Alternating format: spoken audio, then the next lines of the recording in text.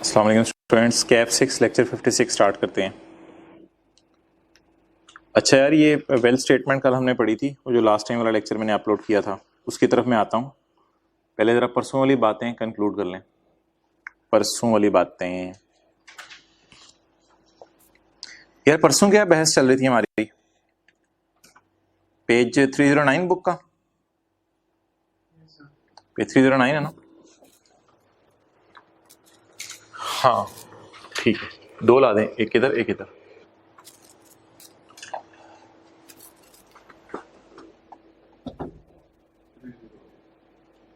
Three zero कौन से?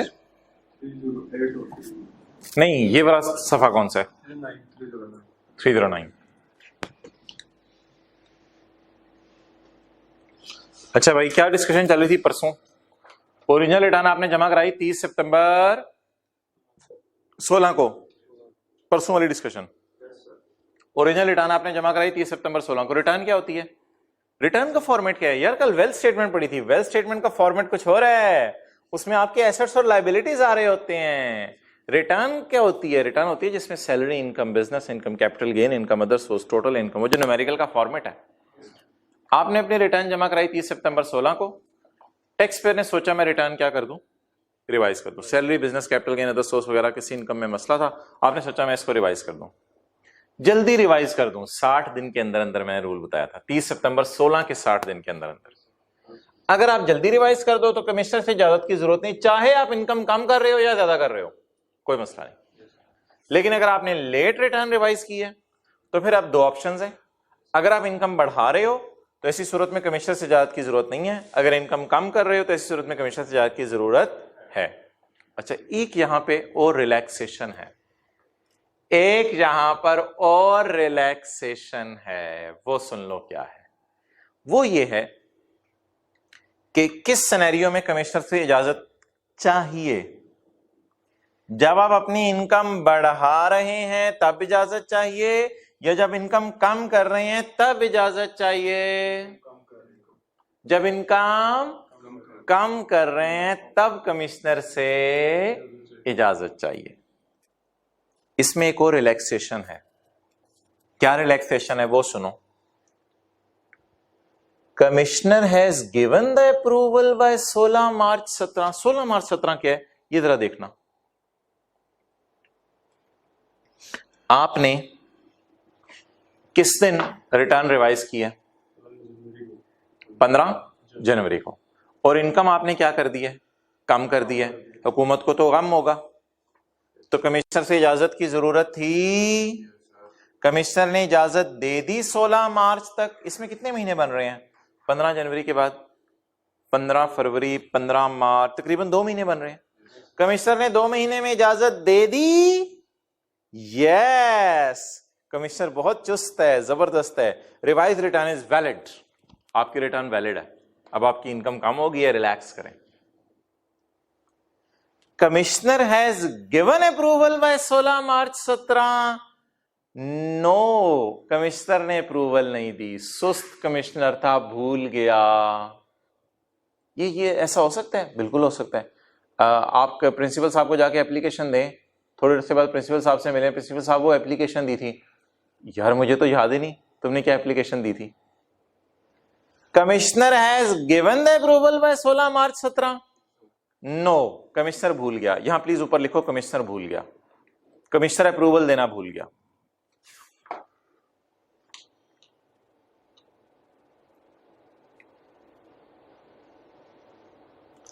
It will, अच्छा ऐसी सूरत में टैक्स पेयर को रिलैक्सेशन मिलेगी, वो सुनो क्या। It will B assumed that revise return is approved. अगर कमिश्नर इजाजत देना भूल गया तो ये एज्यूम किया जाएगा कि आपकी रिवाइज रिटर्न अप्रूव हो गई है, मींस अब आपकी इनकम कम है। अब आपकी इनकम क्या है? कम है।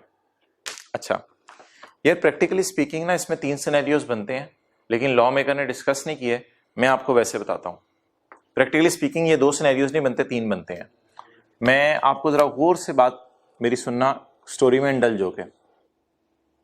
ये भी एक 60 दिन वाली लिमिट है, 15 जनवरी से 16 मार्च, ये भी 60 दिन है। मैं भी आपको गिन के बताऊंगा। आप 15 जनवरी को कमिश्नर के पास गए और कमिश्नर को जाके कहा यार मैंने अपनी इनकम कम करनी है, प्लीज, मैं तुझे रिक्वेस्ट कर रहा हूं, मेरी रिक्वेस्ट को एंटरटेन कर दी यार प्लीज। मैं अपनी इनकम काम करनी है और मैंने सुना तेरे से अप्रूवल की जरूरत होती है ऐसी सूरत में, तो मैं ना यार अपनी इनकम काम करने आया हूं। बस यार हुकूमत को तो नुकसान हो रहा है लेकिन मुझे मजे हो जाएंगे, तो कमिश्नर प्लीज यार मेरी इनकम काम कर दे, ये अप्रूवल दे दे। मैंने अप्रूव फिर रिवाइज रिटर्न जमा करा देता हूं मैं। रिवाइज रिटर्न तो 15 जनवरी को ही मैंने जमा करा दिया, बस तेरे साइन की जरूरत है। कमिश्नर ने 17-18 जनवरी तक साइन कर दिए, revise return is valid. Commissioner भूल ही गया साइन करना 60 दिन तक, revise return is valid. Commissioner की सुस्ती है, हम क्या करें, रिवाइज रिटर्न इज वैलिड। तीसरी ऑप्शन ये होती कि कमिश्नर 17-18 जनवरी को आपको बुला के कह दे यार मैं नहीं अप्रूवल देता, जा तेरी इनकम कम नहीं है। यही कैसे इनकम कम है, कैलकुलेशन से मैं एग्री नहीं करता, जा भाग।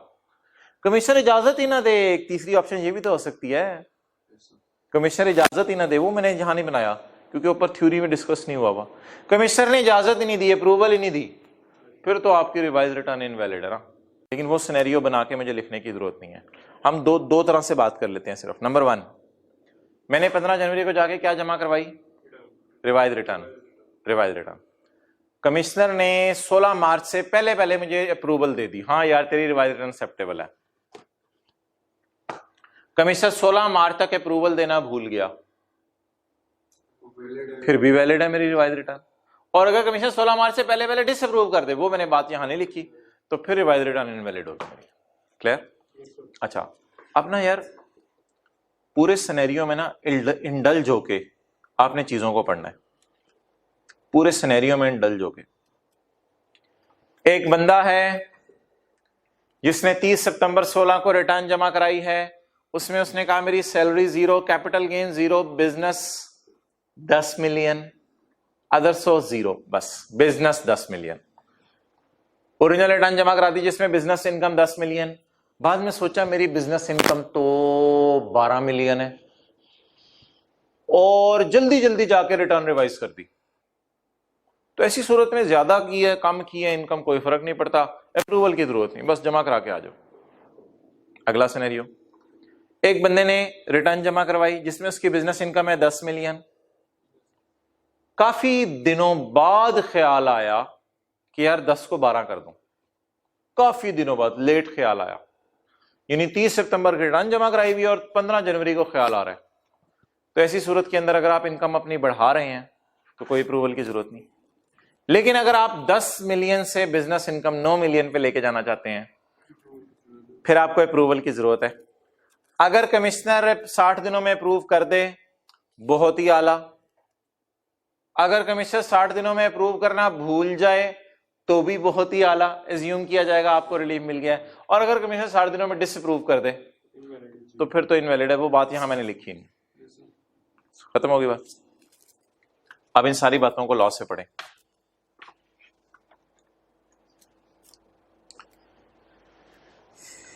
अच्छा, रिवाइज रिटर्न के लिए कुछ और फॉर्मेलिटीज भी थी, वो याद है? It is accompanied by revise accounts. Business income आप रिवाइज करें ना तो नया P&L भी जमा कराओगे और वो राइटिंग में साइन वगैरह करके दोगे। अच्छा, अब ये बातें पढ़नी शुरू करो। तीसरी शर्त बोलो, it is accompanied by approval of commissioner. तीसरी शर्त बताओ, कमिश्नर की अप्रूवल चाहिए। It is accompanied by approval of commissioner, however this condition shall not apply. आप पढ़ के बताओ कब। However this condition will not apply. Commissioner की अप्रूवल चाहिए लेकिन एक सूरत में नहीं चाहिए, जब आप जल्दी आ जाओ। इधर देखो ना, जब आप जल्दी आ जाओ तो कौन सी अप्रूवल, कहां की approval? It is accompanied by approval of commissioner, however this condition shall not apply, यानी अप्रूवल की जरूरत नहीं है। If revise return is filed with in 60 days, 60 days को अंडरलाइन करके लिखो जल्दी, ताकि वहां से सिनेरियो ना लिंक हो जो अगला सफा है। लेकिन अगर आप जल्दी आ जाओ यार तो अप्रूवल की कोई जरूरत नहीं। 30 सितंबर को आपने जमा कराई थी, थोड़े दिनों में 10-15 दिन, 20 दिन, 25 दिन, 45 दिन में आप आ गए। फर्दर, अच्छा नीचे आओ यार, दूसरा स्किप करो पैरा। तीसरा, further no approval of commissioner is required if taxable income declared is more और loss is less, or loss is less. ये आगे से काट दो यार, ये बिल्कुल काट ही दो, इसका आपसे कोई काम नहीं। ऐसी सेक्शन का रेफरेंस आ रहा है, हमने पढ़ा भी नहीं और यहां लिखने की जरूरत भी नहीं।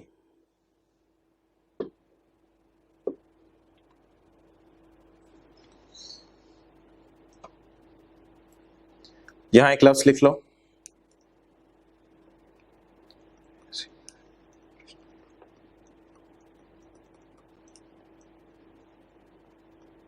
As in original return. इसको काट के लिख लो, एज इन ओरिजिनल रिटर्न। अब पढ़ो,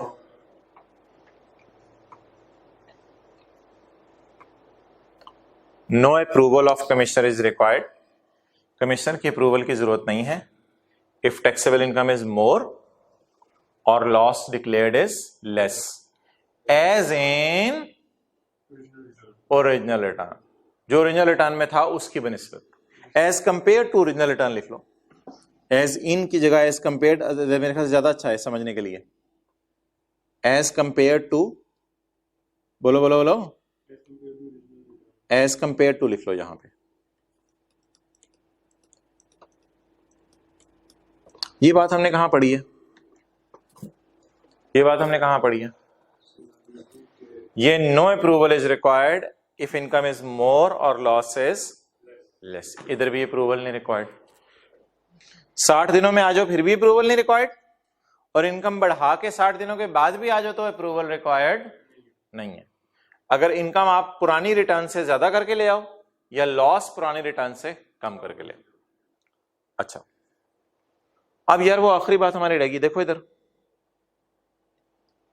ये वाली बात मैंने पढ़ा दी, अप्रूवल नहीं चाहिए जब आप 60 दिनों के अंदर अंदर आ जाएं, 60 दिनों के बाद आए हुकूमत को फायदा पहुंचाए तो भी अप्रूवल नहीं चाहिए। तो अप्रूवल चाहिए इस सूरत में, अब अप्रूवल मांगे और वो ना दे 60 दिनों में, सुस्त वाला कमिश्नर भूल जाए तो एज्यूम कर लिया जाएगा अप्रूवल मिल गई है। सिर्फ ये तीसरी और आखिरी बात पढ़नी है।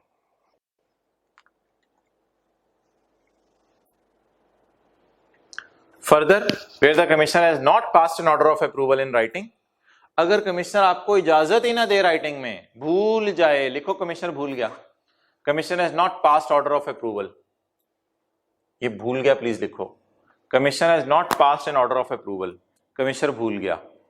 और साथ ना कमिश्नर के ऊपर सुस्त भी लिख लो इस वाले कमिश्नर पे, ताकि वो अगले सफे से भी लिंक हो जाए। इस वाले कमिश्नर पे सुस्त भी लिख लो। फर्दर, वेयर द सुस्त कमिश्नर भूल गया अप्रूव करना, फिर क्या करेंगे? For revision of return, return revise करने की जो आपने इजाजत मांगी थी उसकी इजाजत देना भूल गया विद इन 60 डेज, 60 दिनों में, from the date revision was required, जब आपने रिवीजन मांगी थी। मांगी कब थी रिवीजन की रिक्वेस्ट? मांगी कब थी रिवीजन की रिक्वेस्ट? इसके 60 दिनों के अंदर अंदर कमिश्नर भूल गया कि आपको इजाजत भी देनी है, it will B assumed that commissioner has given the approval. ये अज्यूम किया जाएगा कमिश्नर ने क्या दे दिया? अप्रूवल।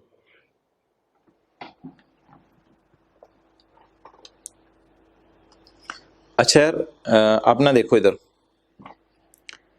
इसका मैं नाम रख रहा हूं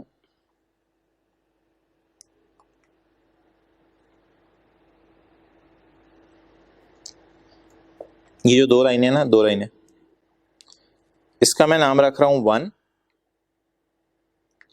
इसका मैं नाम रख रहा हूं 2 और इसका मैं नाम रख रहा हूं 3। क्लियर? ये जो 1 है ना, 1 है ये वाला। क्लियर? देखते जाओ। 1 है ये वाला, 3 है ये वाला। लॉ में करी थी, तफसील में नहीं गया जितनी तफसील में हम चले गए हैं। 3 है ये वाला और 2 है ये वाला, उल्टा हो गया। 3 है ये वाला और 2 है ये वाला। बस ये अब आप अगर कर लो तो बड़ा अच्छा हो जाएगा। वो 1 है, ये 2, ये 3 है और ये 2 है। फिर मैं उधर 1 2 3 लिखवा देता हूं। पहले इधर लिखो ना, जो मैंने खोला हुआ है पहले इधर लिखो। वो 1, ये 3 थोड़ा डिम नजर आ रहा है, और ये 2।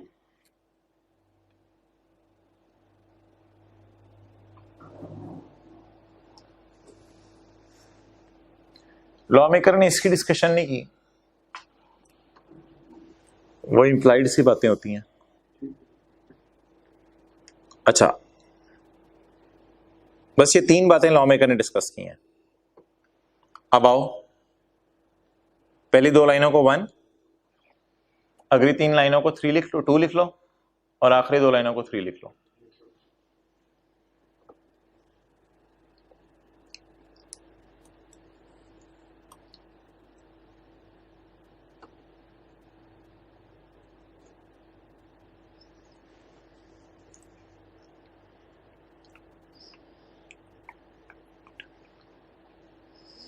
अच्छा, अब आप मुझे ये बताओ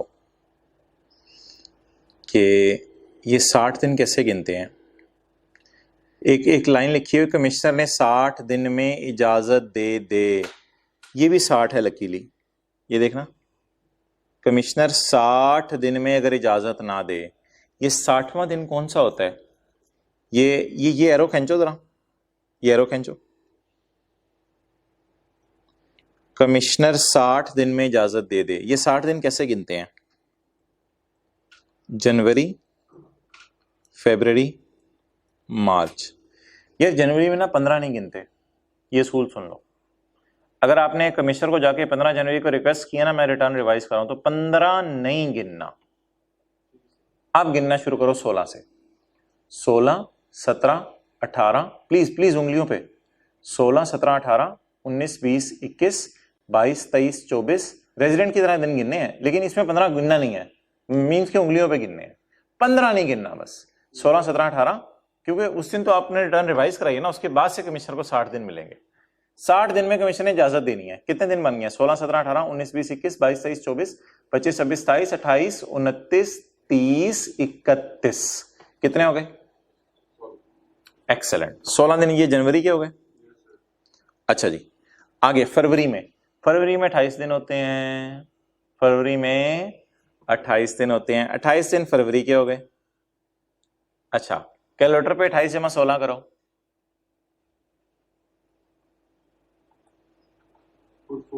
44। अब आप मुझे बताओ 44 में क्या डालूं तो जवाब 60 आ जाए? अकल कहती है 44 में 16 डालूं तो जवाब क्या आ जाएगा? 60। इसको टोटल करके देखो, 60 आ रहे। क्या मैं ये कह सकता हूं ये 16 मैंने बैलेंसिंग निकाला है? क्या मैं ये कह सकता हूं ये 16 मैंने बैलेंसिंग निकाला है? कैसे? स्टार्टिंग पॉइंट मुझे पता था, एंडिंग पॉइंट मुझे नहीं पता था। स्टार्टिंग पॉइंट से मैंने पकड़ा 15 जनवरी, 15 जनवरी को मैंने नहीं गिना। 16, 17, 18, 19, 20, 21, 22, 23, 24, 25, 26, 27, 28, 29, 30, 31। 16 दिन ये हो गए। फरवरी के 28 दिन। मार्च में पता नहीं कितने दिन बनेंगे, टोटल मैंने पहले लिखा, बैलेंस ही निकाल लिया 16 मार्च। देखो ना यार, प्रैक्टिकली आप चीजों को समझो। आप कल को आप कहते हो जी सर मैं कमिश्नर हूं, तो आपको पता होना चाहिए ना कि किस तारीख तक आपने जो है वो उसको इजाजत देनी है। आप उधर दिन ही ना गिनने आ रहे हो आपको कि यार दिन कैसे 60 गिनते हैं। वो वाला दिन जिस दिन वो रिटर्न जमा करा के गया था वो डालने या नहीं डालना यही सोच रहे हो, तो तुम किस चीज के कमिश्नर हो? तो वो वाला 15 वाला दिन नहीं गिनते। ठीक है, छोटा सा हिंट लिख लो, 15 ये कैलकुलेशन लिखो और ये एरो लगाओ, ये एरो लगा के ये कैलकुलेशन लिखो ताकि आपको पता चले 16 मार्च की डेट मैंने कैसे निकाली है।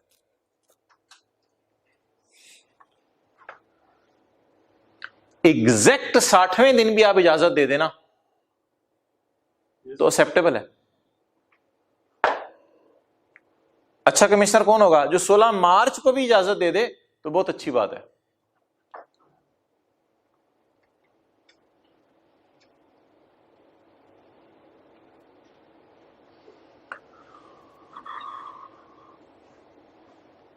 तो वो लिख लो, 15 जनवरी वाला दिन नहीं काउंट करना। यहां लिखना, यहां छोटा सा 15 जनवरी काउंट नहीं करना। जनवरी के आगे, जनवरी में ही प्रिकॉशन है ना, फरवरी मार्च में तो कोई प्रिकॉशन नहीं। यहां 16 के आगे लिखो, 15 जनवरी काउंट नहीं करना।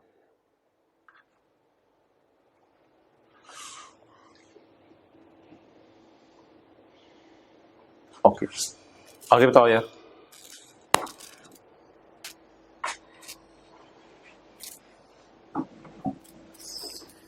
भाई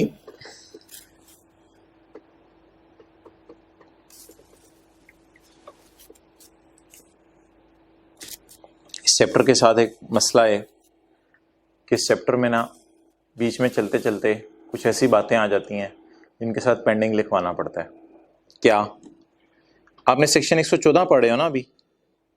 ठीक है, 121 नहीं पढ़ा ना, 122 नहीं पढ़ा ना, 29 नहीं पढ़ा ना, 32 33 नहीं पढ़ा, ये सारा नहीं पढ़ा ना। आप बताओ अगर ये मैंने सेक्शन ही नहीं पढ़े तो मुझे पॉइंट सी समझ आएगा? नहीं, इसलिए एक पेंडिंग ये डल गया। एक पेंडिंग कल डला था, परसों, ये वाला द टाइम लिमिट वाला। आहिस्ते आहिस्ते इंशाल्लाह पेंडिंग खत्म होंगे, सिलेबस खत्म होने से पहले खत्म हो जाएंगे, लेकिन प्लीज मेरी रिक्वेस्ट है पॉइंट सी पे पेंडिंग डाल दो।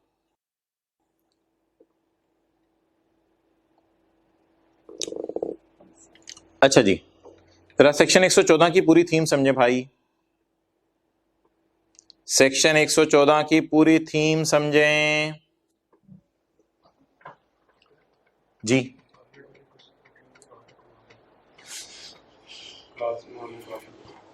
क्या? अच्छा अच्छा, वो वहाँ चैप्टर 5 का था, वो एंड पे याद करना, ठीक है। अच्छा यार, ये सेक्शन 114 की पूरी थीम समझो। सेक्शन 114 की थीम क्या है, इधर देखो। सेक्शन 114 की थीम ये है कि किस किस ने रिटर्न जमा करानी है। 4 लाख से ऊपर वाले ने रिटर्न जमा करानी है, ये तो बेसिक रूल है। ये ऐसा जाल है जिसमें तकरीबन सारे लोग फंस जाते हैं।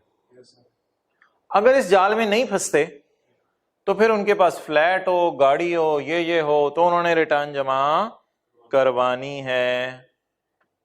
ऐसा डॉक्टर हो सकता है जो 4 लाख से कम कमाए? वैसे हो सकता है। मई में डॉक्टर को नौकरी मिली, लाख लाख रुपया तनख्वाह मिली मई और जून की, तो ऐसा डॉक्टर हो सकता है जो साल में 4 लाख से कम कमाए, तो फिर उसने भी रिटर्न जमा करवानी है, ठीक है, क्योंकि वो डॉक्टर है। इसी तरह सीए भी हो सकता है, मई के अंदर उसने नौकरी शुरू की, मई जून में की, अभी पहली दफा जिंदगी में नौकरी की, लाख लाख रुपए तनख्वाह मिली, तो 4 लाख से कम है, रिटर्न जमा फिर भी कराएगा। अच्छा, उसके बाद हमने पॉइंट 2 में पढ़ा था रिटर्न जमा कराने की कुछ शराइत हैं, लेकिन पॉइंट 2 वाली जो शराइत है ना, वो रिवाइज कराने की नहीं है, इधर भी साइन करने हैं, लेकिन ये शराइत ओरिजिनल रिटर्न जमा कराने की है। पॉइंट 2 वाली शराइत ओरिजिनल रिटर्न जमा कराने की है। फिर पॉइंट 2A में पढ़ा था इलेक्ट्रॉनिकली जमा हो सकती है। 3 में पढ़ा था 12 महीने से कम की रिटर्न जमा हो सकती है। 4-5 में कमिश्नर को पावर अवेलेबल थी कि जो बंदा रिटर्न जमा ना कराए उससे पिछले सालों की रिटर्न मांग ले और उसे कम से कम 30 दिन देके 30 दिन में रिटर्न बना के ले आओ जो पिछले सालों की रिटर्न जमा ना करवाए। अच्छा, 6 में क्या था? अगर एक बंदे ने रिटर्न रिवाइज करनी है तो कर दे, रिवाइज अकाउंट्स जमा करवाए, रीजंस बताए, साइन वगैरह करें, और रिवाइज रिटर्न में कमिश्नर की अप्रूवल की जरूरत है या नहीं, ये एक लंबी बहस है। वो अप्रूवल चाहिए या नहीं चाहिए, ये आपसे बात हो गई। अब पॉइंट सी हमारा पेंडिंग पे चला गया, आगे पढ़ें। If any of the above condition is not fulfilled the return shall be considered as invalid. तो रिटर्न रिवाइज करने की ये शराइत हैं, अगर इनमें से कोई शर्त पूरी नहीं है तो रिटर्न इनवैलिड होगी। मिसाल के तौर पे आपने साइन करना भूल गए हैं तो रिटर्न इनवैलिड हो जाएगी। यानी ए रिक्वायरमेंट पूरी होना भी जरूरी है, बी भी, बी ए भी और सी भी। आगे पढ़ो। The mode and manner for seeking the revision shall be prescribed by board. तरीका क्या होगा रिटर्न रिवाइज करने का, ये बोर्ड बताएगा। असल में इलेक्ट्रॉनिकली कभी लोग करा देते थे, कभी मैनुअल करा देते थे, बोर्ड ने तरीका बता दिया, लेकिन वो हमारे सिलेबस में नहीं है। बस ये एज इट इज रट्टा मारना, रट्टा लिख लिया करो आगे। The mode and manner of seeking revision shall be prescribed by board. Commissioner shall grant the approval in case of a bonafide omission और रॉन्ग स्टेटमेंट। बोनाफाइड का यार एग्जैक्ट उर्दू में मतलब बताओ।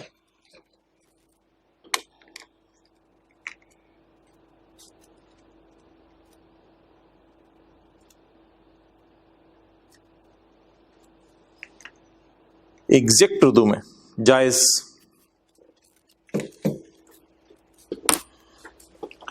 Commissioner shall grant approval in case of a जायज omission, in case of a जायज omission. आपने कोई जायज चीज भूल गए थे, अदर सोर्स डालना भूल गए, अब ये जायज डिमांड है हमारी, डालने दे यार, कोई मसला नहीं। ये अदर सोर्स कम कर रहे हैं, बल्कि अप्रूवल तो तब चाहिए ना मात्र जब कम करनी हो आपने इनकम। तो हमारी कोई जायज ओमिशन है, हम जायज कोई चीज भूल गए थे। जायज ओमिशन क्या हो सकती है? कोई खर्चा रिकॉर्ड करना भूल गए, खर्चा रिकॉर्ड करना भूल गए, हम टैक्स क्रेडिट माइनस करना भूल गए, क्या ये ओमिशन जायज है? मेरे पास सबूत है टैक्स क्रेडिट का, टैक्स क्रेडिट रिकॉर्ड करना भूल गया, जायज ओमिशन की मिसाल लिखो। जायज ओमिशन, टैक्स क्रेडिट माइनस करना भूल गया, ये जायज ओमिशन है या जेन्युइन डिमांड है या नॉन जेन्युइन डिमांड है? मेरी जेन्युइन डिमांड है। जायज ओमिशन,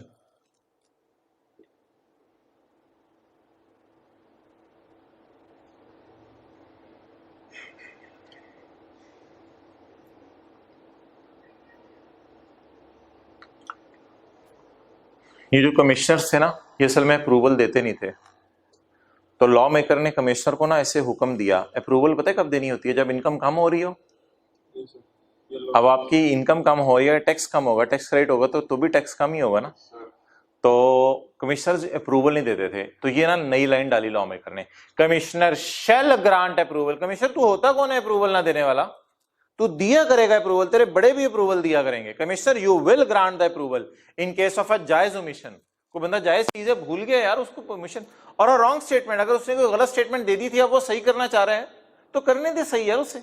रॉन्ग स्टेटमेंट उसने दे दी थी, अब वो रॉन्ग को करेक्ट कर रहा है, तो रॉन्ग को करेक्ट दुनिया में क्यों नहीं करने दिया जाता? रॉन्ग स्टेटमेंट क्या थी?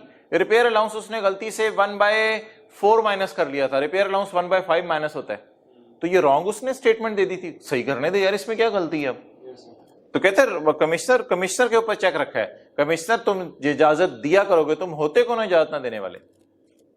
रॉन्ग स्टेटमेंट को सही कर सकते हैं, लिखे ड्राइंग करके, रॉन्ग स्टेटमेंट को हम सही कर सकते हैं, रॉन्ग स्टेटमेंट को हम सही कर सकते हैं, कमिश्नर इजाजत देगा, रॉन्ग स्टेटमेंट को हम सही कर सकते हैं।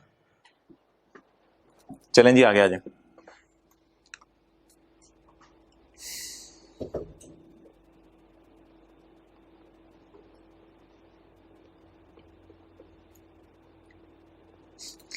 बहुत बहुत माजरत भाई, 6A भी पेंडिंग है। मैं क्या करूं यार, अब इस चैप्टर की ये खासियत है कि चीजें इंटरलिंक्ड हैं, कुछ फ्यूचर का पढ़ने से चीजें समझ आएंगी। 6A भी पेंडिंग है। 7, if a person files a return it will B assumed that he himself has signed it. इसका मतलब बताओ, if a person files a return it will B assumed that he himself has signed it. अच्छा, आईकेएफ में जो आप form जमा करवाते हो, जब फिजिकली जमा करवाते थे एग्जाम फीस के लिए, तो साइन करते थे उस पर या साइन नहीं रिक्वायर्ड थे? साइन करते थे। आईकेएफ वाले आपका आईडी कार्ड से चेक करते थे उसी वक्त जब आप फॉर्म जमा कराते थे? इन फॉर्मेलिटीज में तो कोई नहीं पड़ता शायद। उधर कोई बंदा कहता था यार आईडी कार्ड वाले साइन चेक कराएं, इस वाले साइन चेक कराएं, कंपेयर करते थे। तो एफबीआर के पास इतना टाइम नहीं होता। एफबीआर कहता है अगर तूने साइन कर दी है ना तो बस तेरे साइन हम सही मानेंगे, अनलेस तू आके बता दे ये किसी ने 2 नंबर मेरे साइन करके मेरी रिटर्न जमा करा दी थी, ये तो मेरी है ही नहीं, वो और बात है। लेकिन एफबीआर वाले कहते हैं यार हमारे पास इतना टाइम नहीं है कि तू रिटर्न में साइन करे और हम तेरे साइन कहीं से चेक करा रहे हो, तो हर रिटर्न के साथ हम साइन चेक नहीं कराया करेंगे, हम इतने वेले नहीं है। If a person files a return it will B assumed that he himself has signed it.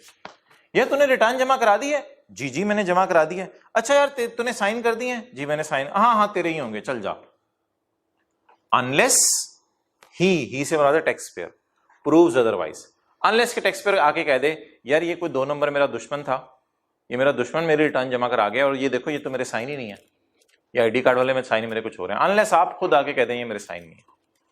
तो आप आईकेएफ को जाके फॉर्म जमा कराए, आईकेएफ के यार फॉर्म तो पहले से आया हुआ है, आप कहें यार फॉर्म कौन सा, तो पता चला आपका कोई दोस्त 2 नंबर डाल के आपका फॉर्म जमा करा के चला गया हुआ था, आपने देखा उस पर पेपर ही कोई और थे, आपने कहा ये दोस्त तो दुश्मन है, आपने आईकेएफ को कहा यार ये साइन, ओ आईकेएफ ने कहा ये तो साइन किसी और के लग रहे हैं। Unless he proves otherwise, unless के आप जाके प्रूव कर दें ये मेरे साइन नहीं है। समझ आ गई बात? तो ही से मुराद लिखें टैक्स पेयर। वैसे एफबीआर वाले क्या एज्यूम किया करेंगे कि आप ही के साइन है, अनलेस कि आप जाके बता दें ये मेरे साइन नहीं।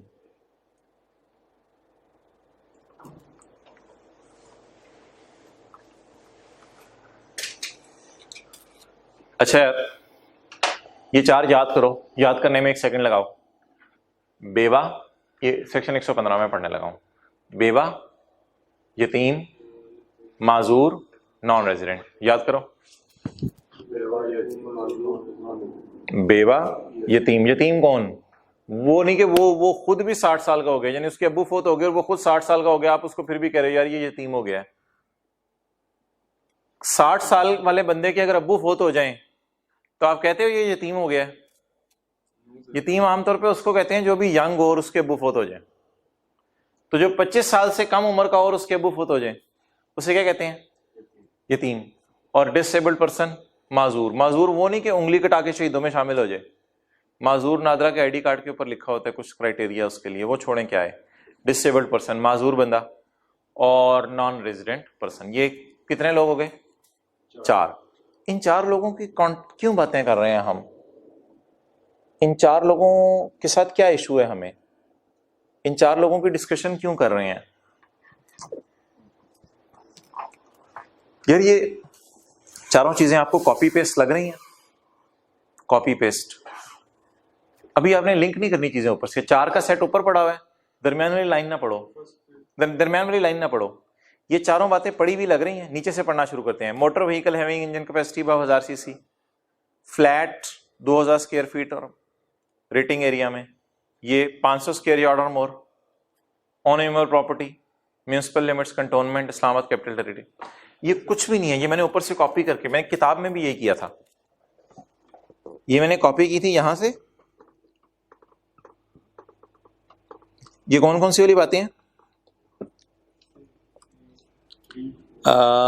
ये वाली, शुक्र है इधर भी तरतीब से हैं।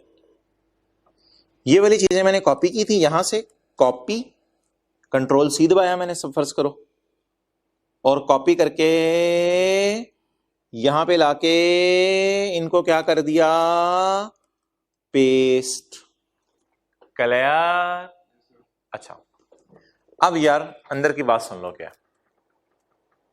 अगर बेवा के पास 1000 सीसी की गाड़ी है तो रिटर्न जमा ना कराए? खैर है यार, 1000 सीसी से ऊपर की। अगर बेवा के पास 1000 सीसी से ऊपर की गाड़ी है तो खैर है यार, रिटर्न जमा ना कराए। अगर बेवा है, उसका शोहर कोई इस्लामाबाद कैपिटल टेरिटरी में फ्लैट छोड़ के चला गया जिसमें अब वो बेवा रह रही है, तो रिटर्न जमा ना कराए, कोई मसला नहीं। ऐसी सूरत में बेवा को रिटर्न जमा कराने की जरूरत नहीं, रिलैक्स करे। Persons not required to furnish a return of income. Heading समझ आई? हेडिंग समझ आई? नीचे भी मैं एग्जांपल्स कराऊंगा, परेशान ना हो। एग्जांपल 1 2 3, फिर जरा बातें और क्लियर होंगी। अच्छा, कितने लोगों ने रिटर्न जमा नहीं करानी? 4 लोग। कोई यतीम बच्चा है, 24 साल उसकी उम्र है और उसके पास 1000 सीसी से ऊपर की गाड़ी है, तो खैर है, रिटर्न जमा कराने की जरूरत नहीं है। फॉलोइंग पर्सन्स, हेडिंग के पर्सन्स ग्रांटेड इम्यूनिटी। इम्यूनिटी क्या होती है? Relaxation. Persons granted relaxation from filing of return. Immunity का मतलब लिखो ना यार, इधर इम्यूनिटी से मुराद relaxation. Persons granted relaxation from filing of return. Following persons, a widow, a yatim, a mazur, a non-resident shall not be required to furnish a return for a tax year solely by reason of this। अगर उनके पास ये चीजें हैं, clear? अगर वो इस category में fall कर रहे हैं तो रिटर्न जमा ना करवाएं। सबर सबर सबर। एग्जाम्पल पढ़ते हैं यार। Example 1, miss Salma, a widow, has share the following information with you. आपने बताना है सलमा को कि तुमने रिटर्न जमा करानी है या नहीं। कहती है मैंने कमाया इस साल 7 लाख और मेरे पास गाड़ी है 1200 सीसी। नीचे सोल्यूशन नहीं पढ़ना, मैंने काट दिया है। कमाया है मैंने 7 लाख, मेरे पास गाड़ी है 1200 सीसी, बताओ मैं रिटर्न जमा कराऊं या ना कराऊं? यार रिटर्न जमा नहीं कराएगी ना, क्योंकि इसके पास 1000 सीसी वाली गाड़ी वाली बात है। और यार ये पॉइंट तो इस पे लगने ही नहीं थे। ये जरा अंडरस्टैंड करने की कोशिश करो। ये 4 पॉइंट इस पे लगते ही नहीं। पता है क्यों? ये 4 पॉइंट इस पे इसलिए नहीं लगते, ये तो ऊपर वाले ट्रैप में ही फंस गई। She is earning more than 4 lakh, तो ये तो एबी में ही फंस गई। रिलैक्सेशन सिर्फ इन लोगों को है। ये तो आपको पता है ये वाले पॉइंट तब लगते हैं जब ये ना लगे, ये बात याद है? बड़ी डिटेल से एग्जांपल्स भी कराई थी आपको। तो अब अगर एक बेवा है 7 लाख कमा रही है, 7 करोड़ कमा रही है, 7 अरब कमा रही है, तो इमरान खान कहेगा चल बेवा है यार 7 अरब कमा रही है, टैक्स माफ कर। वो पागल है यार तू। उसके दुनिया में बिजनेसेस है पूरे पाकिस्तान के अंदर, उसने लुट मचाई हुई है, ऐसे बड़े बड़े उसके कारोबार है। हाँ ठीक है, शोर मर गया, उसकी बेवा होगी, चल जो भी हो गया मसला उसके साथ, वो अल्लाह की तरफ से है। लेकिन ये कि उसको टैक्स माफ कर दो, ये क्या बात हुई यार? ये तो कोई तुक नहीं है उसको टैक्स माफ करने की। 4 लाख से ऊपर बेवा पैसे कमाए या यतीम कमाए या नॉन रेजिडेंट कमाए, वो जो नीचे वाले सारे टैक्स जमा कराएंगे यार, सारे रिटर्न भी जमा कराएंगे। इस ट्रैप में तो जो फंस गया वो तो फंस गया। ये ट्रैप तो जनरल रूल है ना। आप बताओ यार ये कौन सा पॉइंट है? 114 के 1 का ए बी। अब आओ, अब आओ सोल्यूशन देखो, सोल्यूशन। हाँ, she is required to file a return as per 114 के 1 का ए बी। ए बी कौन सा वाला पॉइंट है? 4 लाख वाला। 4 लाख से ज्यादा कमा रही है ना, इस वजह से बेचारी फंस गई। क्या जमा कराएगी? रिटर्न जमा कराएगी, टैक्स तो जमा कराएगी। अच्छा ये तो देखो, अगर ये 2 लाख होता और ये 1200 सीसी होती, फिर इसको रिलैक्सेशन मिलनी थी, क्योंकि फिर इसको इस पॉइंट में रिलैक्सेशन दी हुई। नहीं चलो आगे अगली एग्जांपल्स पढ़ते हैं, ज्यादा बेहतर समझ आएगा। मिस ताहिरा आ विडो, बेवा नंबर 2। ये बेवा नंबर 1 है ना, इसका न्यूमेरिकल हो गया बेवा number 2। Miss Tahira a widow has shared the following information with you for tax year 2021। कहती है मैंने कमाया इस साल 2 लाख, मैं भी सिलाई कढ़ाई करके पैसे कमा रही हो अपना घर चलाने के लिए। 2 लाख रुपए मैंने कमाया इस साल कपड़े कपड़े बेच के। और हाँ, मेरे शोर ने जाने से पहले एक गाड़ी छोड़ दी थी 1300 सीसी, अब उसका पेट्रोल भी हमारे से अफोर्ड नहीं होता। कमाई में 2 लाख रही हूँ, वो गाड़ी खड़ी हुई है गराज में 1300 सीसी वाली। आप बताएं यार इसने रिटर्न जमा करानी है या नहीं? ये ए बी वाले ट्रैप में फंसेगी?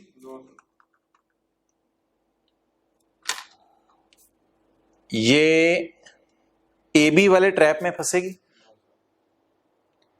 इस ट्रैप में फंस गई, बट बेवा होने की वजह से रिलैक्सेशन है। अगर बेवा ना होती फिर रिलैक्सेशन नहीं थी, बेवा होने की वजह से रिलैक्सेशन है। अगर इसका शोर जिंदा होता तो रिलैक्सेशन नहीं थी।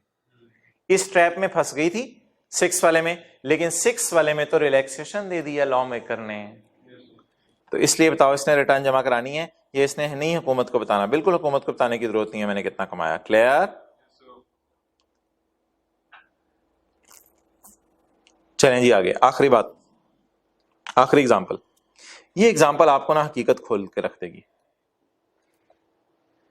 मिस सिरामा विडो, एक बेवा, has shared the following information with you. कहती है मैंने कमाया 2,80,000, एंजॉय कर रहे हो ना, डिफरेंट सिनेरियोज हैं। कमाया 2,80,000 और मैंने सीए किया हुआ है।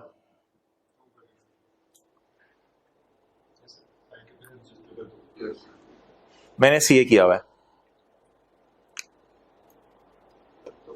ये देखो एबी में ट्रैप हुई? नहीं। किस में जाके ट्रैप हुई? 9 में। 9 तो इस डब्बे में है ही नहीं। रिलैक्सेशन तो सिर्फ 4 लोगों को है। अगर आप सीए हैं या you want to claim a loss to be carried forward, फिर आपको कोई रिलैक्सेशन नहीं है। याद रखना ये रिलैक्सेशन सिर्फ 4 लोगों को है।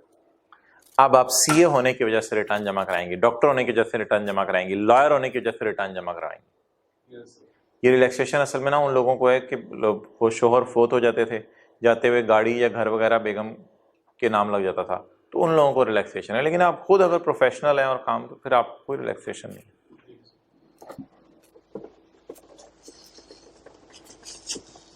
यार अब क्या मेन बात आपको पता चली? जो बंदा इस ट्रैप में फंसे तो उसे रिलैक्सेशन है अगर वो विडो हो, ऑर्फन हो, डिसेबल्ड पर्सन हो या स्टे पाकिस्तान में इसका 183 डेज से कम हो। याद रखना सिर्फ इन 4 लोगों को रिलैक्सेशन अवेलेबल है। ये आप जाके बेशक पेज 1 पे लिख सकते हो, ये पेज 1 है चैप्टर का। सीए को, रेजिडेंट सीए को ऑप्शन है अवेलेबल? नो, ये पेज 1 है यार।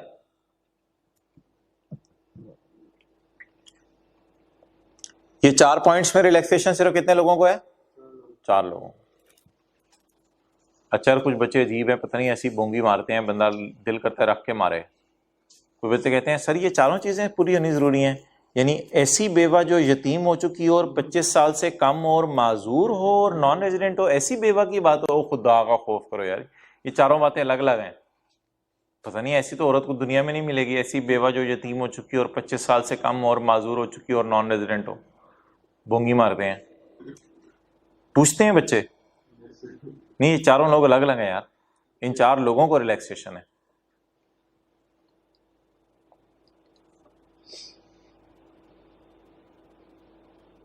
मेरे ख्याल से तीनों एग्जांपल्स इतनी क्लियर थी कि उम्मीद है सारे कॉन्सेप्ट कवर हो गए होंगे आपके।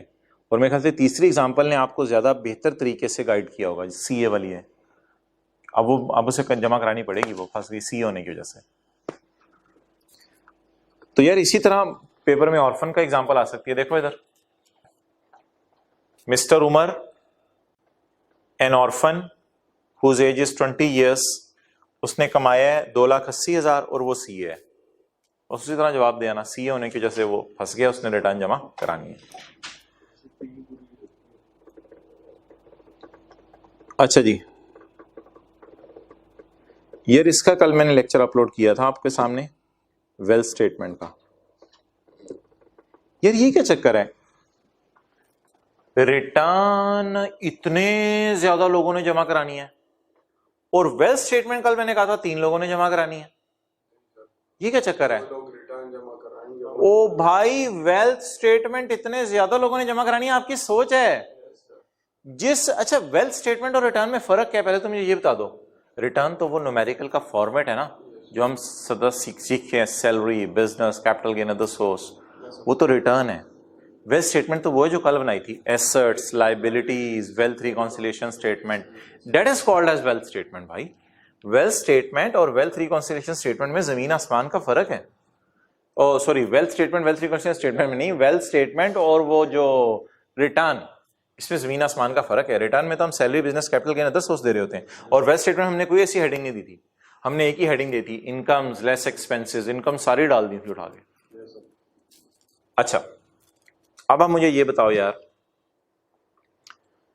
कि वेल्थ स्टेटमेंट कितने लोगों ने जमा करानी है? 3 किस्म के लोगों ने। हर वो बंदा जो रिटर्न जमा कराएगा, आप तो सारे फंस गए, वो जो 10-12 की लिस्ट पड़ी है सारे फंस गए, सबने वेल्थ स्टेटमेंट जमा करानी है।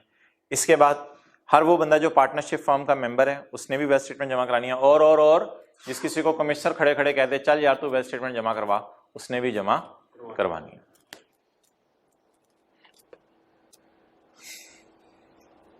यार ऐसा हो सकता है कि जिस बंदे ने रिटर्न जमा ना करवानी हो उसे कमिश्नर कह दे तो वेल्थ स्टेटमेंट जमा करवा? हाँ, हो सकता है, हो सकता है। आप एक दिन आए ग्रे कलर की मेहरान पे, मेहरान कितने सीसी है? 800, चलो 800 कर लेते हैं। आप आए एक दिन ग्रे कलर की मेहरान पे, अगले दिन आप आए व्हाइट कलर की मेहरान पे, कमिश्नर ने आपको पकड़ लिया। कमिश्नर ने कहा तू कौन है? आपने कहा जी मैं तो स्टूडेंट हूं। Salary, business, capital gain, other source कमा रहा है? नहीं जी मेरी 0 है। गाड़ी कौन सी है? सर कल मैं व्हाइट पे आया था, आज मैं ग्रे पे आया हूं। 1000 सीसी से ऊपर है? नहीं सर। चक्कर क्या है, 2-2 गाड़ियां तूने रखी हुई हैं, कमो रहा कोई नहीं, जरा अपनी वेल्थ स्टेटमेंट जमा करा, कहां से आ रही है तेरे पास पैसे, जरा वेल्थ की डिटेल तो बताओ, और क्या क्या तेरे पास, कहां से? फिर आप उसको बताएंगे यार मुझे वाले साहब ने दे दी थी गाड़ी और मैं एएफसी में पास हुआ था, व्हाइट वाली मिली थी, फिर मैंने कैफ क्वालिफाई किया तो ग्रे वाली मिल गई मुझे, और इस चक्कर में मुझे गाड़ी मिली हुई है, और कोई बात नहीं है। पेंट चेंज नहीं एक दिन में, वो थोड़ा मुश्किल हो जाता है। ओके, तो ये है कि किसी बंदे से भी खड़े खड़े कमिश्नर वेल्थ स्टेटमेंट मांग सकता है।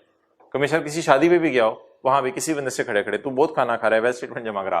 Commissioner may by notice require any individual to file a wealth statement. Okay, अच्छा यार, वेल्थ स्टेटमेंट भी रिवाइज हो सकती है? Can wealth statement once furnished be revised? अब ये अलग कॉन्सेप्ट है। अभी जो हमने सुबह सुबह पढ़ा है वो रिटर्न रिवाइज है।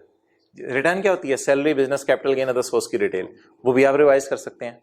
और क्या वेल्थ स्टेटमेंट भी रिवाइज हो सकती है? हाँ, वेल्थ स्टेटमेंट भी रिवाइज हो सकती है, कोई मसला नहीं, कोई मसला ही नहीं। कैसे? वेल्थ स्टेटमेंट में आप अपनी वेल्थ शो कर रहे थे, डीएचए वाला प्लॉट आपने शो कर दिया, लेकिन आपको डिफेंस वाला प्लॉट शो कर दिया, गार्डन टाउन या ग्रीन टाउन वाला आप गुलबर्ग वाला प्लॉट शो करना भूल गए। अब आप वेल्थ स्टेटमेंट क्या कर दें? रिवाइज कर दें। You can revise the wealth statement. पहले सबसे नीचे एक्सप्लेनेशन पढ़ो। Wealth statement can not be revised after expiry of 5 years, यानी can be revised in 5 years। उल्टी इंग्लिश वैसे मुझे पसंद नहीं है, मैं इसको चेंज कर रहा हूं। उल्टी इंग्लिश ना बंदे को परेशान करती है। कैन बी रिवाइज लिख लो, can be revised with in 5 years।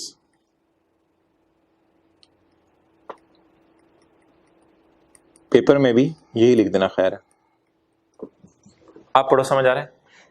Wealth statement can be revise with in 5 years from the due date of filing of return. Return जमा करवाने से लिंक किया है इसको, क्योंकि आप याद रखना वेल्थ स्टेटमेंट रिटर्न के साथ ही जमा कराई जाती है। 30 सितंबर को हुकूमत के पास हम 2 सफ़े लेके जाते हैं।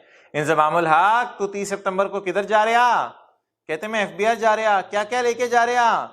मैं एक रिटर्न लेके जा रहा हूं और एक और सफ़ा लेके जा रहा हूं साथ। उस सफ़े का कल जो बनाया था क्या नाम था? Wealth statement. Wealth statement can be revised with in 5 years from the due date of filing the return.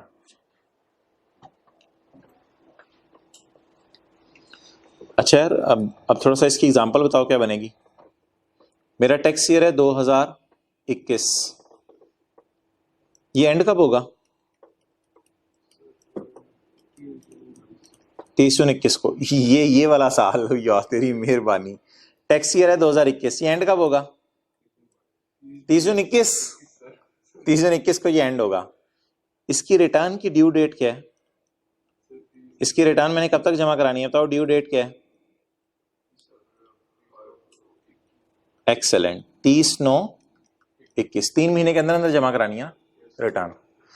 अब बता दो, रिटर्न की ड्यू डेट ये है, तो वेल्थ स्टेटमेंट अगर मैं रिवाइज करना चाहूं, आपको पता है 30/9/21 को मैं रिटर्न भी लेके गया हूंगा और मैं वेल्थ स्टेटमेंट भी लेके गया हूंगा। 30/9/21 को ड्यू डेट थी रिटर्न की, लेकिन मैं अच्छा बच्चा था, मैंने आई फाइल्ड रिटर्न, मैंने रिटर्न भी जमा करवा दी होगी, प्लस मैं अच्छा बच्चा था, मैंने क्या साथ जमा करवा दी होगी? बोलो बोलो बोलो, वेल्थ स्टेटमेंट। अपने एसेट्स लायबिलिटीज की लिस्टें भी जमा करा दी होंगी। अब सवाल यह है कि मैं वेल्थ स्टेटमेंट रिवाइज कब तक कर सकता हूं? उंगलियों की पोरों पे साल गिनो। Wealth statement can be revised by, बोलो, 30 सितंबर 26, 22, 23, 24, 25, 26। हाँ ठीक है, बिल्कुल। ये एक्सप्लेनेशन की एग्जांपल है अगर आप लिखना चाहते हो। ये नीचे डब्बा नहीं पढ़ना, प्रिपरेशन ऑफ वेल्थ स्टेटमेंट का तरीका वो कल करा दिया था आपको, जो न्यूमेरिकली करा दिया था वही काफी है। तो भाई वेल्थ स्टेटमेंट कितने अरसे में रिवाइज कर सकते हैं? 5 साल में।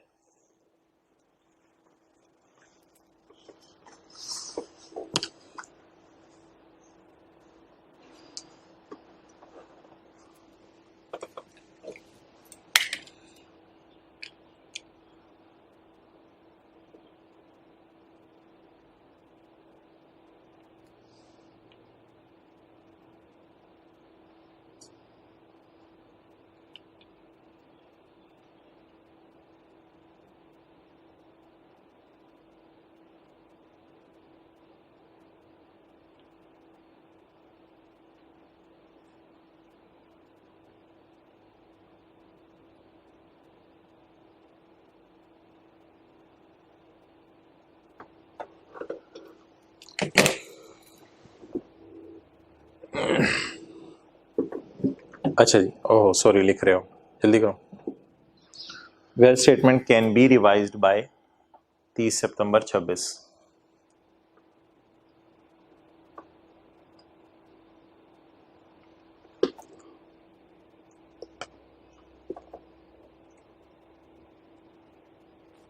ओके,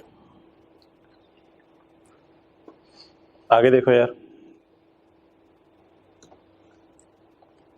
बस अब पॉज करके नोट कर लेंगे, किसी ने करना तो। हाँ जी, पढ़ो भाई।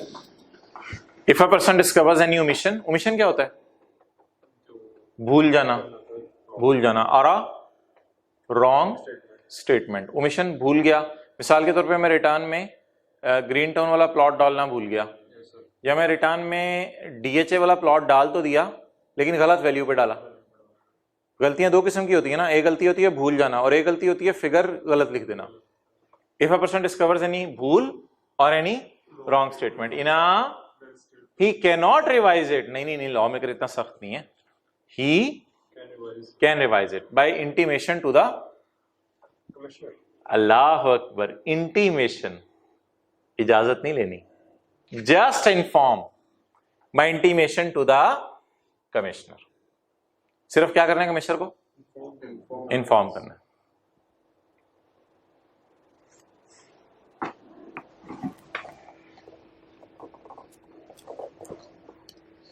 वेरी वेरी वेरी सॉरी, ये ब्रैकेट जो मैंने लगाई है ये क्यों पेंडिंग है? आपको क्यों नहीं समझ आएगी? सेक्शन 122 नहीं पढ़ा, मैं जान मार भी लूं समझाने की, टाइम ही जाया होगा। Very very sorry. आगे चलें, पहली लाइन दोबारा पढ़ें। If a person discovers any omission और wrong statement he can revise it by intimation to the, intimation लेनी है या अप्रूवल लेनी है? इंटीमेशन और अप्रूवल में फर्क बताओ। Just inform him, just inform him. Revised wealth reconciliation and reasons for revision will also be filed.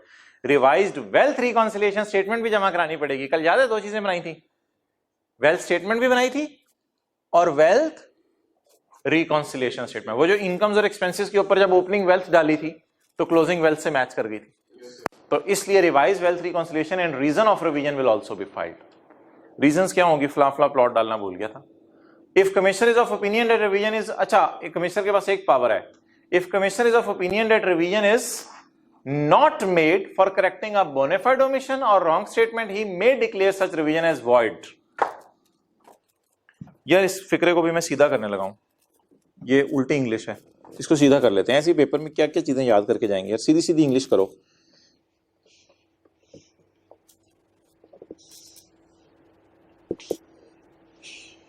अच्छा इसको ना पहले मैं सीधा करके पढ़ूंगा, लेकिन अभी मुझे बज़ाहिर लग रहा है कि उल्टा करके याद करना पड़ेगा, पेपर के लिए वो अच्छा इमेज दे जाएगा। इस कॉन्टेक्स्ट में इसको जरा मैं नॉट को मिटा रहा हूं, फील करना, मैं नॉट को मिटा रहा हूं और वॉइड को वैलिड कर रहा हूं। वॉइड तो कैंसिल होते हैं ना तकरीबन, वॉइड को वैलिड कर रहा हूं। अब जरा पढ़ो, समझ आ रहा है। If commissioner is of opinion that revision is made for correcting a जायज omission, कोई जायज भूल थी उसे मैंने करेक्ट की है, जायज भूल को तो करेक्ट कर सकता हूं ना, और करेक्टिंग अ रॉन्ग स्टेटमेंट, या कोई रॉन्ग स्टेटमेंट मेरे मुंह से निकल गई थी उससे मैं सही कर रहा हूं, he may declare such revision as valid। फिर वो कहेगा ये वैलिड है, ये वैलिड है। एक दो दफा दोबारा पढ़ो। अगर कमिश्नर की राय है कि रिवीजन का मकसद सही करना है किसी भूली हुई चीज को, किसी जायज भूली हुई चीज को सही करना है, या किसी रॉन्ग फिक्रा मेरे मुंह से नहीं, देखो दो चीजें सही होती हैं, रॉन्ग फिक्रा सही होता है या भूली हुई चीज सही होती है। रिटर्न में भी यही दो लफ्ज थे, भूली हुई चीज सही करना या रॉन्ग फिक्रा सही करना। If commissioner is of opinion that revision is made for correcting a भूली हुई चीज, और दोबारा मिला के पढ़ो, और revision is made for correcting a wrong statement, he may declare such revision as valid. वो कह देगा ये रिवीजन वैलिड है। कोई नहीं यार, खैर है। अब जो पेपर में याद करना है वो क्या है? If commissioner is of opinion that revision is not made for correcting a फला ओमिशन, जायज ओमिशन और wrong statement, he may declare such revision as void. तो कुछ ऐसा साइंस करो कि ना अपने समझने के लिए ना, इसको थोड़ा सा जरा समझने के लिए नॉट पे सर्कल लगा दो और वॉइड पे, और वॉइड को वैलिड लिख दो। याद रहेगा अब घर में क्या किया आपने, ताकि आपको कॉन्सेप्ट समझ आए। मेरे ख्याल से कॉन्सेप्ट ज्यादा पहली वाली बात से समझ आ रहा था, पहली वाली बात से ज्यादा कॉन्सेप्ट समझ आ रहा था। अभी थोड़ी सी इंग्लिश टफ हो गई है, बट एक दफा और भी हमने इस तरह गेम की थी, नॉट 2 दफा लफ्ज यूज होता था, वहां हमने पॉजिटिव कराया था। तो कई दफा बात को बदलने से जरा समझ आसानी से आ जाती है। ये ब्रैकेट में जो लिखा हुआ है काट दो, इसकी जरूरत नहीं। चलें जी, 3 सवाल आ सकते हैं पेपर में। कल आपको मैंने बताया था एक सवाल तो, what are the particulars of wealth statement. ये अपने एसेट्स की डिटेल, भी बच्चों के एसेट्स की detail, particulars of wealth statement. Who is required to file a wealth statement. ये लो, सॉरी ये। Can wealth statement once furnished be revised. कितने किस्म के सवाल आ सकते हैं पेपर में, ज़बानी तो। Particulars of wealth statement, who is required to file a wealth statement. चलें जी,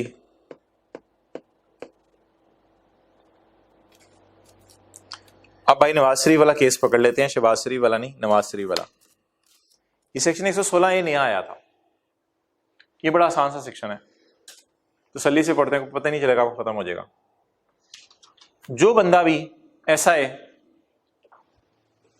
जिसकी इनकम बाहर के मुल्क में 10,000 US डॉलर या उससे ज्यादा है, या जिसके एसेट्स बाहर के मुल्क में 1 लाख US डॉलर या उससे ज्यादा, इनकम किससे और एसेट्स किससे, शेल फर्निश आ वेल्थ स्टेटमेंट, नहीं foreign income and asset statement.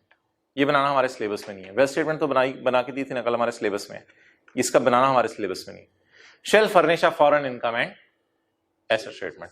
रुक जाओ, वेल्थ स्टेटमेंट किसने जमा करानी होती है, every resident individual who is filing a return, और एओपी के मेंबर्स ने। इधर आओ, फॉरेन इनकम एसेट किसने जमा करानी होती है, इसमें एक रूल है 10,000 और 1 लाख वाला।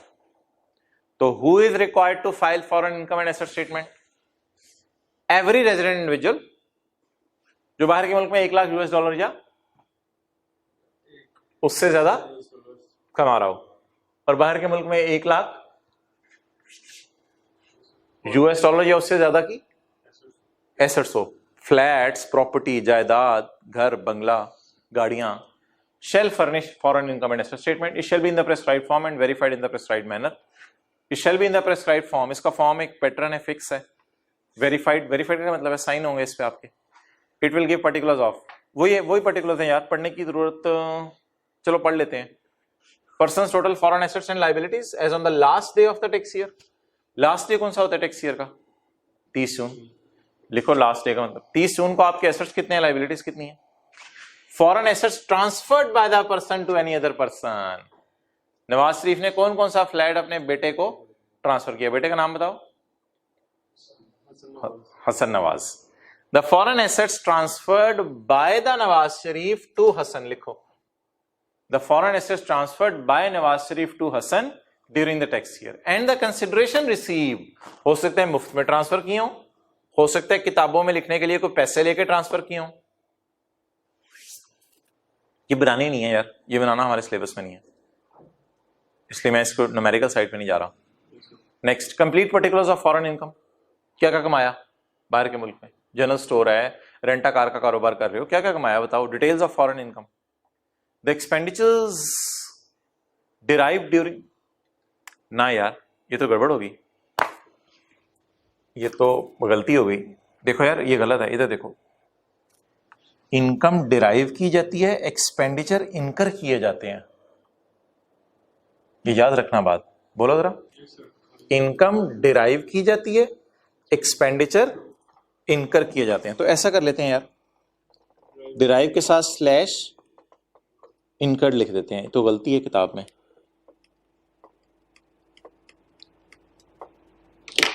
वो ना किताब के सफ़े के ऊपर छोटा सा क्रॉस लगा दिया करो, फिर मुझे एंड पे किताब की गलतियां सही करा देना, सेशन एंड पे सफ़े के टॉप पे। हाँ जी, अब बोलो, अब जरा बात समझ आ रही है। Complete particulars of foreign income derived and foreign expenditure incurred during the tax year and that the expenditure is wholly and necessarily for the purpose of deriving the said income। और साबित करो, ये बिजनेस के chapter में हम लफ्ज़ पढ़ेंगे, Holi and necessarily को अंडरलाइन कर लो, ये बिजनेस के चैप्टर में हम लफ्ज पढ़ेंगे। और साबित करो कि ये खर्चा सिर्फ और सिर्फ उस इनकम को कमाने के लिए किया था, and that the expenditure is Holi for purpose of deriving said income. Expenditure अपने जाती माइनस नहीं करने, सिर्फ कौन से खर्चे माइनस करने हैं, जो उस इनकम को कमाने के लिए किए थे। पॉइंट 2 यार, पॉइंट 2 पढ़ के ना पास पेपर करना शुरू करते हैं, रिलैक्स हो जाओ, सर में लगता है आपकी दर्द हो रही है। पॉइंट 2, अच्छा, commissioner may by notice require any individual to furnish foreign income and asset statement who was required to furnish it but who has failed to do so, it will be furnished by the due date specified in notice. मतलब तो यार इधर देखो, ऊपर, इधर ऊपर देखो, हर बंदा जिसके पास बाहर के मुल्क में लाख US डॉलर से ऊपर की जायदाद है, उसे अच्छा बच्चा बन के क्या जमा करानी चाहिए ना, इसका नाम है foreign income and asset statement, उसे ये जमा करवानी चाहिए। वो जमा कराना भूल गया तो छोड़ दें, हम छोड़े पर उसे नहीं। अब पढ़ो पॉइंट 2, पॉइंट 2 की हेडिंग दो पावर ऑफ कमिश्नर। इधर देखो ना, पॉइंट 2 की हेडिंग दो power of commissioner. The commissioner may by notice, notice देके require any individual to furnish the foreign income and who was required to furnish it but who has failed to do so. Who is required to furnish it? ये लोग, who was required to furnish but failed to do so. अच्छा, ये कब तक जमा करानी है? जो कमिश्नर नोटिस में डेट करा देगा, इस डेट तक जमा करा दो, तो उस डेट तक आपने जमा करा देनी है। ये तीनों तो तकरीबन वही हैं जो कल वाले थे, वेल्थ स्टेटमेंट वाले, पहला बुलेट ABC, तो बाकी ये लाख और 10,000 आपको भी ज़बानी याद हो गया। और आखिरी बात क्या है, जो बंदा जमा कराना जरूरी हो और जमा ना कराए तो फिर कमिश्नर को क्या पावर अवेलेबल है, उसको नोटिस देगा कि जमा करवा दो।